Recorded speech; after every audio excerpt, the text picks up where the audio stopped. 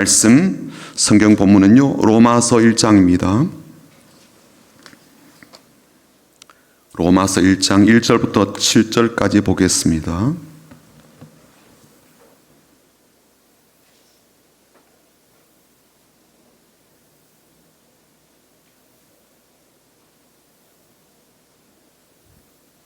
오늘부터 로마서 강해를 시작하는데요. 로마서 1장 1절부터 7절까지 우리 같이 읽어보겠습니다. 같이 읽습니다.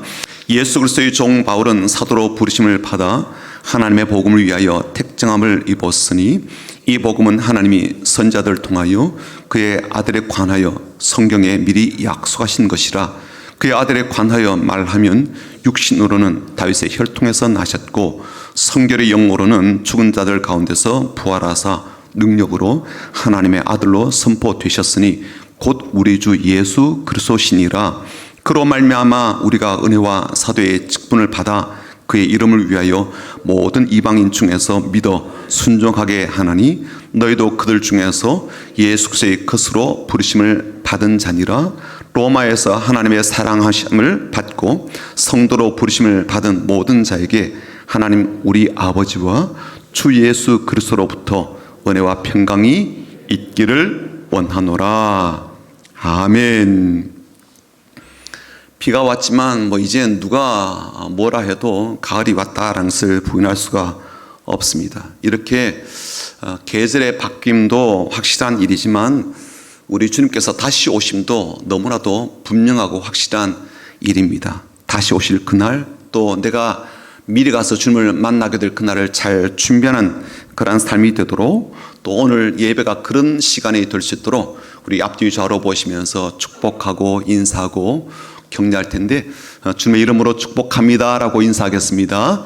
주님의 이름으로 축복합니다. 주님의 이름으로 축복합니다. 주님의 이름으로 축복합니다. 한 번 더 인사하겠습니다. 주님의 마음으로 사랑합니다. 사랑합니다. 주님의 마음으로 사랑합니다. 주님의 마음으로 사랑합니다. 영상을 통해서 지금 예배를 드리고 있는 우리 성민의 가족들 이제 현장에 오시길 바라고, 오늘도 주의 은혜 가운데 예배를 잘 드리시길 바랍니다. 택함을 받는다 혹은 택정함을 입는다라는 말은요, 우리가 사용하거나 또 들을 때 상당히 좀 부정적인 느낌을 가지게 돼요. 어두운 뒷거래가 좀 연상되기도 하고, 또 암묵적인 어떤 관계 속에서 비롯된 정당하지 못한 혜택을 받는 것처럼 생각이 될 수도 있고요. 또 공정치 못한 그러한 기준이나 편파적인 그러한 것들에 의해서 계약이 이루어지는 것 같은 암시를 받게 되기 때문이죠.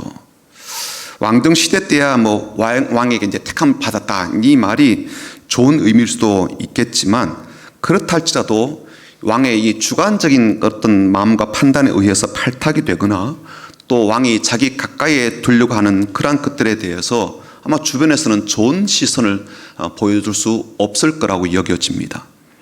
오히려 지금의 시대는요, 공정한 룰 안에서 정당한 이 경쟁 과정을 거치면서 미션을 클리어하고 또 단계를 넘어서서 최종적으로 승리하는 그러한 사람들에게 막 환호를 보내지 않아요? 또 그런 과정을 보면서 감동하는 일들이 훨씬 더 많아졌습니다. 텔레비전을 보게 되면요, 오디션 프로그램도 있고요, 서바이벌 그런 게임들도 있는데, 이런 게임들에 환호하고 응원하게 되는 것도 바로 이런 이유 때문 아니겠습니까? 음악조차도 사람이 살아온 그 이야기가, 그리고 지금 어려운 현실 속에서 살아내며 돌파한 이 이야기가 가미가 되면 그 음악이 더 풍성하게 감동 있게 들리게 되는 것처럼, 이게 음악이든 댄스이든 예술이든 운동이든 뭐든 누군가에 의해서 일방적으로 혹은 타의적으로 선택이 되는 것보다는 본인이 막 애쓰고 노력하고 그래서 쟁취해 나가는 그런 과정을 훨씬 더 사람들이 좋아하고 그것을 감동 깊게 받아들입니다. 그리고 그렇게 성취해 나가는 과정에 대해서 막 우리가 응원하게 되죠. 또 최종적으로 승리하게 된 사람에게 아낌없이 찬사를 보내게 되고, 나는 제3자이지만 그럼에도 불구하고 그 과정에 막 동참한 듯이 나도 뿌듯한 마음을 갖게 되기도 합니다. 그런 현실을 생각한다면 이 선택함을 입는다, 그런 것과 그런 말은요 좀 진부하게 들리죠. 또 심지어 이미 모든 것이 정해져 있는 그런 과정을 단지 따라가는 것 같은 느낌이 들어서 인간적으로 생각할 때 감동은커녕 일방적인 낙하산 인사가 아니겠나, 혹은 보은의 혜택과 같은 그런 선입견을 갖게 됩니다. 회사 입사하게 될 때요, 정당한 경쟁하는 그런 과정이 없이, 예를 들어서 나는 사장의 택함을 받았다거나 아니면 면접관의 도움을 받아서 입사하게 되었다라는 것은요, 참으로 부끄럽게 생각될 수가 있지 않아요. 또 다른 사람들에게 손가락질을 당하거나 왕따를 당할 수 있는 원인도 될 수 있을 겁니다. 자, 그런데 선택을 받거나 택함을 받았다는 것이 단지 그런 부끄러움이나 죄스러움의 이유가 아니라 감동과 감사가 되는 그러한 일도 얼마든지 있다는 것도 좀 말씀을 드리고 싶어요. 제가 2주 전쯤에 일산에 있는 홍익교회를 제가 탐방하게 되었습니다. 우리 교회 잠시 들렀던 김창원 선교사님이 그 교회에서 배려해 준 게스트하우스에 이제 머물러 있으면서 그 교회를 섬기고 있는 이제 담임 목사님과 이제 여러 차례 만나고 알게 되면서 저한테 전화가 온 거예요. 오 목사, 당신이 지금 다음 세대에 대한 고민이 깊다는 것을 내가 이제 들었는데 그런 문제라면 이 목사님을 꼭 좀 한번 만나봤으면 좋겠다라고 전화가 온 거예요. 그리고 그 교회는 이제 교회 건물이 두 군데 이제 캠퍼스가 따로따로 떨어져 있는데, 한쪽은 이제 일산에 있고 또 다른 쪽도 다른 곳도 일산에 있지만 거기는 큰 농장도 갖고 있고 산도 이렇게 부지가 이렇게 좀 많은데 그 캠퍼스 좀 가보면 좋겠다라고 이야기를 하더라고요. 그래서 급한 마음에 이제 아내랑 일산으로 이제 달려가게 되었는데요. 그 홍익교회 이제 목사를 만나 보니까 성품이 참 좋으신 분이에요. 또 더불어서 이 다음 세대를 위해서 특별한 마음과 비전을 품고 달려오신 분이라는 것을 금방 알 수가 있었습니다. 그분의 이야기를 들으면서, 그리고 그분이 지금 하고 있는 일들을 제가 보면서요, 제 마음에 얼마나 많은 도전이 되었는지 모릅니다. 그런데 그렇게 만나서 이제 차도 마시고 교회도 돌아보고 또 두 번째 캠퍼스와 그 이제 여러 건물도 돌아보게 되는데, 목사님 네 분이 이제 키우는 개를 이제 데리고 온 거예요. 약간 덩치가 있는 백구인데 목사님은요, 이 친구가 참 독특하다는 겁니다. 이유가 뭔가 하면은 이 개에게 이제 밥도 먹이고 또 살피고 돌보아 주는 분은 사모님인데, 오히려 목사님에게 더 친근히 대하고 목사님을 졸졸졸 따라다니며 이 목사님을 대하는 것하고 사모님 대하는 게 많이 다르다는 거예요. 그러니까 설명을 듣고 개를 살펴보니까 정말 그런 겁니다.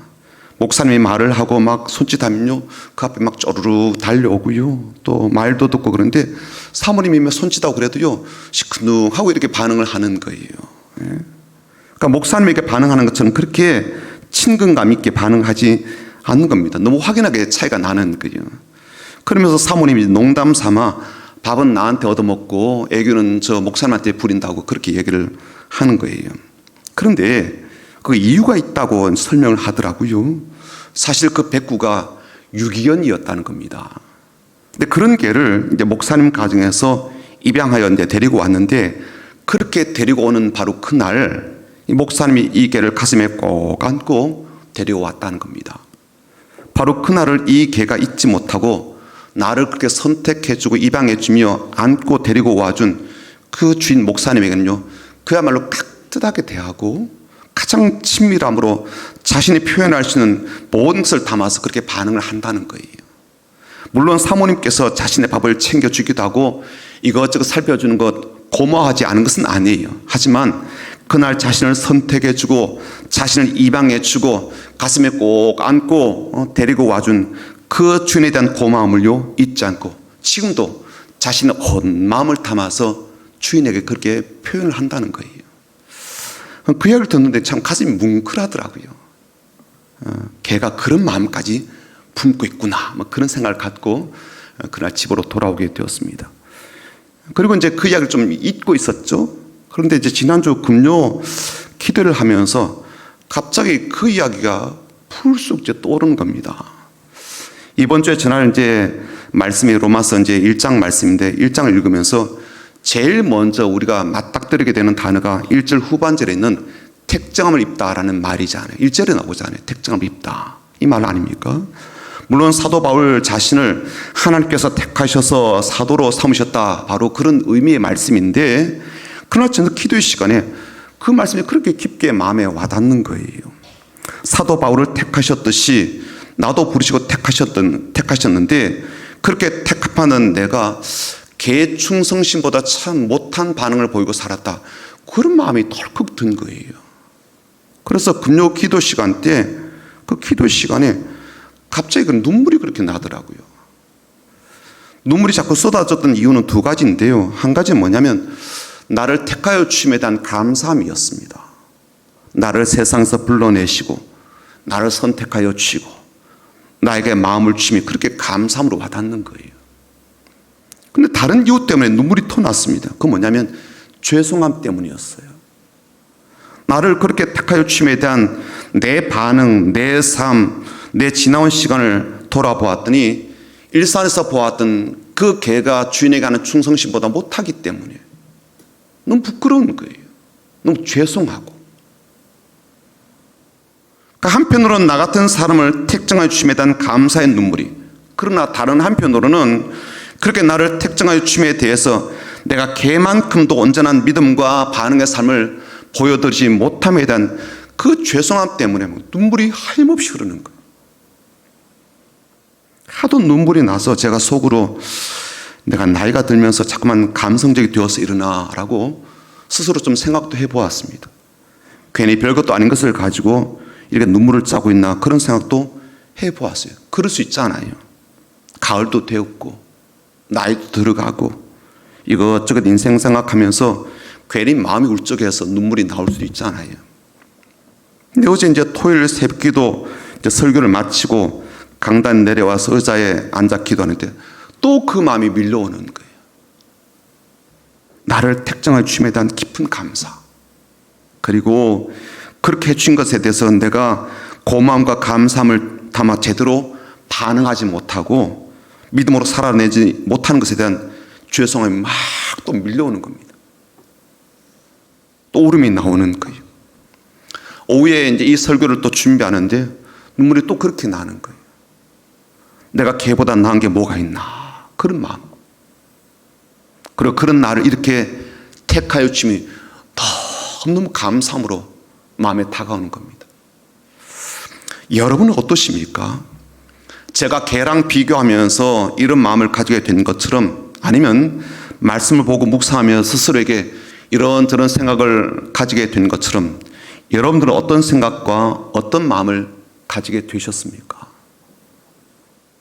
그래도 걔보다도 나으신 분은 아닐까요? 정말 그렇습니까? 제가 이 말씀을 읽고 묵상하면서 사도 바울은 어떤 마음이었을까? 어떤 느낌과 어떤 감정으로, 어떤 의미로 택정을 입었다라고 썼을까라고 그렇게 생각을 해보았습니다. 사실 오늘 설교 제목을요, 당신은 택함 받은 사람입니다 라고 했는데, 이 제목을 읽으면서 아멘 할렐루야 감사합니다 라고 받기보다는 뭘 가지고 그렇게 말하지? 라고 말할 분이 이 자리에 없으십니까? 그렇게 말할 수 있는 근거가 뭔데? 내가 정말 택함 받은 사람일까? 왜 나를 택함 받았다고 말하지? 그럼 목사님이 우리에게 듣기 좋도록 하는 말일 수 있지 않나?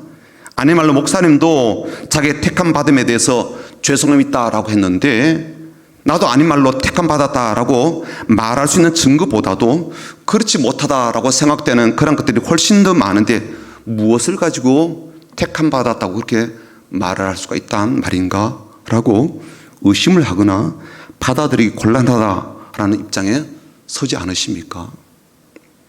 아니 말로 하나님이 무슨 이유로, 무슨 근거로 나를 택했다는 거지?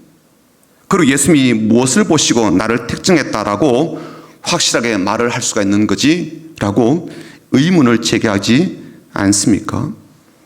그래서 저는 사도 바울이 왜 이런 말을 이 로마 교회에 보낸 편지의 서두에서부터 하고 쓰고 있을까? 어떤 의미와 어떤 근거로 그렇게 말을 하고 있을까라고 좀 묵상을 해보게 되었습니다. 사도 바울은요, 자신의 인생에서 잊지 못할 사건들이 참 많이 있지요. 그가 살아온 생애 속에서요, 우리가 볼 때 참으로 험악하고 죽음의 위기까지 떨어졌던 그러한 일들이 여러 번이고요. 또 반면에 신앙적으로 놀라운 어떤 일들을 겪은 것도 참 많거든요. 그런데 그런 많은 사건 중에도 사도 바울이 절대로 잊지 못하는 일이 있습니다. 그것은 그가 처음으로 예수님을 만나게 된 바로 그날 그 사건입니다. 잘 아시는 대로 이 사건은요, 3번이나 사도행전에 기록되어 있고 그중에 2번은 사도 바울이 내가 어떻게 이 유대교에서 기독교로 개종하게 되었는지, 바리새인이었지만 내가 어떻게 하나님의 부름을 받아서 선교사로 사역을 하게 되었는지, 이것을 간증하는 과정 속에서 2번이나 그 이야기를 하게 되거든요. 그런데 우리가 그의 사건과 간증에서 주목하여 볼 부분이 뭔가 하면 우리 주님이 그에게 찾아오셨다는 거예요. 심지어 그는요, 주님을 핍박하고 주님의 제자들을 박해하는 그런 사람이었습니다. 주님께서 그에게 찾아오셔야 될 이유가 없고, 설사 찾아오셔도 그런 그를 택하실 이유가 없죠. 오히려 그를 징계하거나 아니면 진노를 담아서 심판을 해야 될 대상입니다. 그런데 주님이 그를 찾아오셨어요. 그리고 그에게 무슨 일이 벌어졌습니까? 갑자기 하늘에서 빛이 그를 비추면서 소리가 들렸습니다. 사울아, 사울아. 여러분, 내가 알지 못한 누군가가 내게 찾아와서 내 이름을 부른다는 것은요, 굉장히 좀 긴장되게 되는 일이죠. 또 어쩌면 엄청나게 두려운 일이 될 수도 있습니다. 왜냐하면 그 사람이 나를 알고 있다는 것 아니겠어요? 그래서 찾아왔다는 건 아닙니까? 나는 그분에 대해서 아무것도 모르는데 반대로 그분은 나에 대해서 다 알고 있으면서 내게 찾아와서 내 이름을 부른다. 굉장히 긴장될 일이고요. 만약 혹시 본인에게 좀 껄쩍지근한 일이 있으면요, 굉장히 불안하고 그리고 경계심을 가지게 될, 두려움을 가져올 그런 일 아니겠습니까? 심지어 그분은 내가 박해를 하고 공격을 하였다 여기는 그런 분입니다. 그런 분이 내 이름을 부르는데 어찌 공포스럽지 않겠습니까? 그런데 그분이 찾아오셔서 그렇게 박해를 당하고 공격을 당한 것에 대해서 내게 보복하지 않고 오히려 이 사울에게 해줄 말이 있다라고 하면서 그 사람을 찾아가도록 말씀을 해주셨고, 그 사람 찾아가서 만나서 이야기를 해보니까 예수님이라는 분이 이미 사울을 택하셨다라는 이야기를 듣게 되죠. 예수님께서 사울을 주님을 위하여 택한 그릇이다라고 말씀을 해주셨을 때 그날의 그 부르심, 그 택정하심의 말씀이 아마 그에게는요, 결코 잊을 수 없는 그런 말씀이었을 거예요. 그날의 일요, 결코 잊을 수 없을 겁니다. 나에게 찾아오셔서 나를 부르신 그날, 나를 예수를 위한 그릇으로 사용하시겠다고 택하심을 알려주신 그날을요, 사도 바울이 어떻게 잊을 수가 있겠습니까? 바로 그 감격, 그 감동, 그 감사를 그대로 떠올리면서 바울은 아마 로마 교회 성도들에게 이 사실을 설명하고 전하고 있는 것이죠. 그가 부르심을 받았던 것, 그가 택하심을 받았던 것은요, 전적으로 자신의 조건이나 자신의 행위나 자신의 반응이나 자신의 믿음에 의한 것이 아니었습니다. 오히려 주님의 찾아오심이었고 주님이 일방적으로 부르신 것이었고 주님이 주도적으로 택하심 때문이었죠. 그런데 오늘 본문을 잘 보시면 주님이 자신에게 그러하셨듯이 로마 교회 성도들도 그렇게 하셨다라고 하는 그러한 부분이 있습니다. 5절에 보면요, 우리가라는 말이 나와요. 우리가. 바울 자신은 물론이고요, 로마 교회 성도들도 포함해서 우리가라고 말을 하고 있습니다. 6절로 넘어가면 너희도라고 하면서요, 놀라운 그러한 말씀을 전하고 있습니다. 6절 한번 보시죠. 같이 읽어볼까요? 너희도 그들 중에서 예수 그리스도의 것으로 부르심을 받은 자니라. 너희들도 동일하게 부르심 받은 자들이다, 그렇게 말을 하고요, 그래서 예수의 것이라고 표현하고 있습니다. 이것보다 택정함을 입었다라는 말을 더 잘 설명할 단어가 어디 있겠습니까? 택함 받았다는 말이나 그분의 것이 되었다는 말은요, 내용도 같고 의미는 같대. 어쩌면 더 강력한 말 아니겠습니까? 영어로는요, 확실하게 그분께 속해 있다, 그런 의미로 belong to Jesus Christ 이렇게 돼 있어요. 여러분, 그분께 속했다는 것, 그분께 택정을 입었다는 것, 그리고 그분의 것이 되었다는 것이 무엇을 의미할까요? 7절의 의미가 나와 있습니다. 7절 같이 읽어볼까요? 7절입니다. 로마에서 하나님의 사랑하심을 받고 성도로 부르심을 받은 모든 자에게 하나님 우리 아버지와 주 예수 그리스도로부터 은혜와 평강이 있길 원하노라.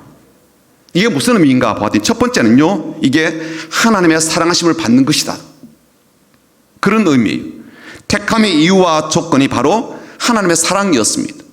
하나님이 사랑하셔서 부르셨고 사랑하셔서 택하셨습니다. 다른 이유가 없습니다. 다른 조건 찾지 않아요. 하나님 마음에는요 다른 의도가 없어요. 그냥 사랑하기 때문이었습니다. 홍익교회 목사님이요 유견 입양해서 집으로 데려온 것도 바로 그런 마음이었거든요. 긍휼한 마음이었죠. 사랑의 마음이었습니다. 자비의 마음이었어요. 사람도 버림받은 개에게 그런 마음이 있는데 하나님은 왜 없겠습니까?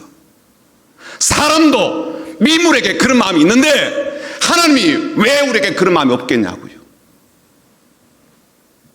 우리를 향하여 왜 그런 마음이 없으시겠습니까?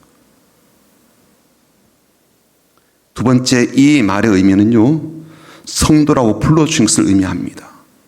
성도란 말이 무엇을 뜻한다고 생각합니까? 거룩한 무리들이라고 그렇게 생각하죠. 맞죠? 말 그대로 성도는요 거룩한 무리들이란 뜻입니다. 그러나 하나님께서 우리를 성도라고 불러주신 것에는요 더 중요한 의미가 있습니다. 너희는 저들과 다른 존재다라는 그런 의미를 포함하고 있거든요. 나에게는 그렇게 특별한 존재다라는 뜻입니다. 세상에 수많은 개들이 널려있지만 내가 입양하여 데려온 이 개는 나에게 특별하고 아끼는 존재다 라는 것처럼 세상에 수많은 사람도 있지만 너희들은 나에게 특별한 존재다, 그런 의미거든요. 우리가 거룩해서 혹은 우리가 깨끗해서 우리가 깨끗해질 것이 예상되어서 그렇게 보시고 부르신 것이 아니에요. 우리가 특별한 존재여서 그런 게 아니라 주님이 우리를 특별하게 여기셔서 그렇게 부르신 것이거든요. 그렇게 특별한 존재들이고 성도있기에 하나님 아버지와 우리 주님이 주시는 것이 무엇입니까? 바로 은혜와 평강입니다. 은혜와 평강. 이들에게 주신 선물, 성도들에게 주시는 선물, 하나님이 택하신 이들에게 주시는 하늘의 선물이 바로 은혜와 평강입니다. 홍익교회 목사님의 가정에 입양되어 온 그 개에게 주어진 선물이 무엇이었을까요?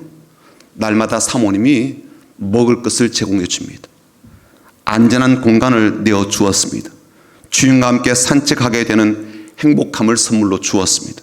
더 이상 버림받을 이유가 없고 버림받을 두려움과 불안이 없는 평안함이었습니다. 그리고 날마다 매 순간마다 이 개의 머리를 쓰다듬어 주고 아껴주는 손길이었죠. 그 개에게 이것보다 더 귀한 선물과 혜택이 어디 있겠습니까? 좋은 차가 그 개에게 무슨 의미가 있겠어요? 큰 집이 무슨 의미가 있겠습니까? 좋은 음식이 아니말로 무슨 의미가 있겠습니까? 그 개의 행복은요 나를 이렇게 아껴주고 사랑하는 주님의 손길을 통해서 누리는 안전함과 평안함 아니었겠습니까? 나를 이토록 특별하게 여기셔서 부르시고 택하신 주님이라면, 하나님이시라면 우리에게 주실 은혜가 어떠한 것이겠습니까? 우리에게 주시는 평강이 어떤 평강이겠습니까? 우리에게 주시는 선물이 어떤 내용을 담은 선물이겠습니까? 있다가 없을 그런 선물일까요? 시간이 지나면 낡아질 그런 선물일까요? 현실에 따라서 가치가 올랐다 떨어졌다 하는 그런 선물이겠습니까? 돈보다 못한 선물일까요? 건강보다 못한 선물일까요? 그토록 바라는 명예와 성공보다 못한 선물이겠습니까? 사람들이 붙잡으려고 하는 그런 소소하지만 확실한 행복이라고 말하는 그런 것보다 못한 그런 선물이겠습니까? 그럼에도 불구하고 사람들은 참 연약하고 의심이 많고 자기 나름의 생각에 따른 판단들이 있죠. 그래서 여전히 의구심이 있습니다. 어떤 거요? 왜 나를 택했을까? 택했다는 그 말을 믿어도 될까? 나는 그 말을 무엇을 근거로 믿을 수가 있을까? 공짜로 받는 선물 싫다라는 의미가 아니라 공짜라 그러니까 의심이 되는 거예요. 싫은 건 아니에요. 받고 싶어요. 근데 왜? 의심이 되는 거죠. 그 선물의 내용이 너무 엄청나고 놀라워서 더 의심이 되는 겁니다. 그래서 오늘 말씀에서 사도 바울은요 복음을 이야기합니다. 이 모든 것이 복음 때문이었어요. 복음으로 말미암아 우리에게 주어지는 선물이고, 복음으로 말미암아 우리에게 주어지는 혜택이고요, 복음으로 말미암아 우리에게 주어지는 축복인 거예요. 이 복음이 무엇입니까? 복음은 말 그대로 복된 소식인데 그 내용이 무엇인가 보니까 한마디로 예수님입니다. 왜 예수님 복음입니까? 가장 크고 중요한 이유가 그 예수님께서 죽은 자 가운데서 부활하셔서 확실하게 하나님의 아들 되심을 증명하신 것 때문입니다.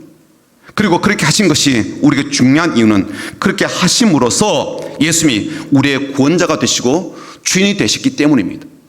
주님이 자신의 생명을 내어주는 그 죽음의 희생, 십자가의 고난당하심, 죽으심을 통해서, 그리고 그렇게 죽은 자 가운데서 다시 살아나심을 통하여서 예수님은요, 세상 모든 신들을 뛰어넘고 우상들을 뛰어넘는 하나님의 참 아들이심을 증명해 주셨기 때문입니다.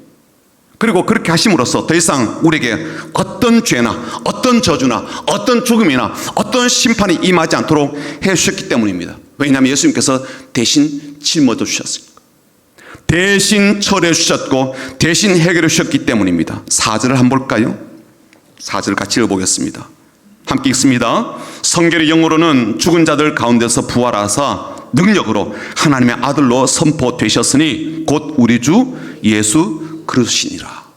유진 피터슨이 번역한 메시지 성경을 보면 이렇게 번역되었어요. 같은 이 구절인데요, 예수께서 죽은 자들 가운데서 부활하심으로 메시아 곧 우리 주님으로 세우셨을 때 성령께서 이를 우리에게 보여주셨습니다.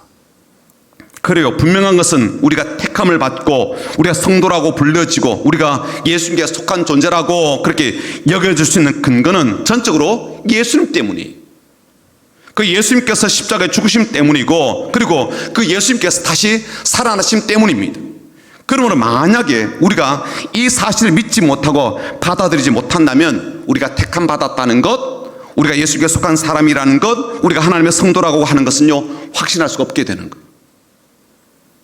내가 아무리 오랫동안 교회에서 일하고 직분자로 섬겼다 할지라도 그것은요, 확실한 근거가 되지 못한 겁니다. 그러나 반대로 나를 바라보고 내 삶을 생각해 보면 과연 내가 성도인가, 내가 택함받은 사람인가, 내가 예수님께 속한 사람인가 의심은 될 수가 있지만, 나의 죄를 위해서 죽으시고 나를 의롭다고 하시기 위해서 부활하신 주님을 믿는다면, 그분의 살아나심을 확신한다면 우리는요, 택함받은 사람임에 틀림이 없습니다. 그리고 이 사실은 하나님께서 세우신 선자들 통하여 하나님께서 약속하셨고, 그것도 모자라서 문서화해서 우리에게 주셨어요. 그게 성경 아닙니까? 이게 계약서 아니에요, 이게? 눈으로 보도록 다 계약서를 써주셨단 말이에요. 그러므로 성경을 하나님의 약속으로 믿지 못하는 것이 아니라면, 예수의 죽으심과 부활하심을 내가 믿지 못하겠다라는 것이 아니라면, 우리는 성경의 약속대로 성령의 일하심으로 예수님이 십자가에 죽으시고 부활하신 그 일을 통하여 우리는 택함 받은 사람임에 틀림이 없습니다. 사도 바울은 자신이 그 복음으로 말미암아 택함을 받았기 때문에 로마 교회 성도들에게도 그 복음으로 말미암아 예수님의 소유가 되었고 하나님의 사람으로 택함 받았다는 것을 확실하게 선포하고 있는 겁니다. 그리고 그 복음을 위해서, 복음을 전하기 위해서 택함 받았다라는 것도 강조하여 말하면서 로마 교회 성도들도 복음을 위한 부르심에 기꺼이 참여하도록 그렇게 권고를 하고 있는 거죠. 사랑하는 성도 여러분, 이 구원의 확신이라는 것, 내가 오늘 죽어도 천국에 들어갈 수 있다라고 하는 이 확신은요, 내 마음의 확고함에서 비롯된 자기 확신이 아니에요. 믿음은 자기 확신이 아니거든요. 내 신념이 아니라고요. 우리보다 더 굳건한 신념을 가진 사람은요, 세상에 널렸고 널렸다고요. 자기 종교에 대해서 신념을 가지지 않는 사람이 어디 있어요? 우리도 훨씬 더 많은 신념을 가진, 그래서 108배도 하고 1000배도 하지 않아요. 내가 하나님의 택함을 받고 내가 주님의 택정함을 입은 존재라는 것은 내 확신과 믿음 이전에 주님이 먼저 죽은 자 가운데서 부활하신 그 사건과 나를 사랑하시고 성도라고 불러시는 하나님의 무조건적인 택하심에서 비롯된 실제적인 사건입니다. 다만 우리에게는 주님이 그렇게 나를 위해서 죽으시고 나를 위해서 부활하셨다라는 믿음이 있어야 되고요. 그 믿음이 바로 구원 받았음에 대한 확신이고 내가 택함 받았음에 대한 확신이거든요. 바로 그 구원의 은혜와 택하심의 평강에 대한 감사함으로 내가 복음을 위해서 부르심 받았다라는 것을 잊지 않고 사는 것이 바로 택함 받은 자의 삶의 모습이고 하나님이 기뻐하시는 삶의 반응입니다. 이 귀한 믿음과 이 귀한 삶과 걸음으로 나가는 성도들이 다 되시기를 주님의 이름으로 축복합니다. 아멘. 하나님